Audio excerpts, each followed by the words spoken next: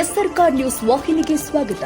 ಮಸ್ಕಿ ತಾಲೂಕಿನ ಮಾರಲದಿನ್ನಿ ತಾಂಡಾದ ಜ್ಯೋತಿ ಗಂಡಕುಮಾರ ಎಂಬಾಕೆಯು ತನ್ನ ವಾಸದ ಮನೆಯಲ್ಲಿ ಅಕ್ರಮವಾಗಿ ಕಳ್ಳಭಟ್ಟಿ ಸಾರಾಯಿಯನ್ನ ಸಂಗ್ರಹಿಸಿ ಇಟ್ಟಿರುವುದಾಗಿ ಬಂದ ಖಚಿತ ಮಾಹಿತಿ ಮೇರೆಗೆ ದಾಳಿ ಮಾಡಿ ಕಳ್ಳಭಟ್ಟಿ ಸರಾಯಿ ಮತ್ತು ಬೆಲ್ಲದ ಕೋಳಿಯನ್ನ ಅಬಕಾರಿ ಇಲಾಖೆ ಲಿಂಗಸಗೂರು ಅಧಿಕಾರಿಗಳು ಜಪ್ತಿ ಮಾಡಿದ್ದಾರೆ.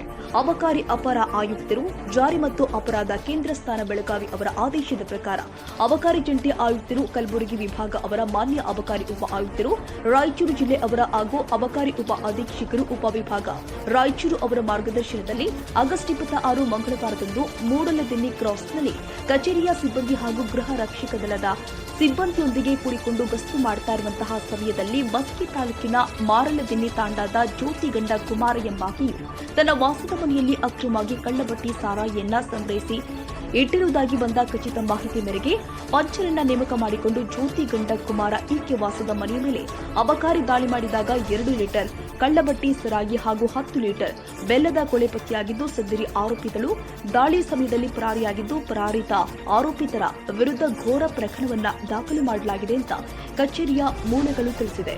ಇದೇ ಸಂದರ್ಭದಲ್ಲಿ ಅಬಕಾರಿ ಉಪ ನಿರೀಕ್ಷಕರು ಆದ ಮೊಹಮ್ಮದ್ ಹುಸೇನ್, ಮಂಜುನಾಥ್, ಅಬಕಾರಿ ಮುಖ್ಯ ಪೇದೆ ಸೇರಿ ಮತ್ತಿತರರು. ಸೋಮಶೇಖರ ನಾಯಕ್, ಎಸ್ ಸರ್ಕಾರ್ ನ್ಯೂಸ್.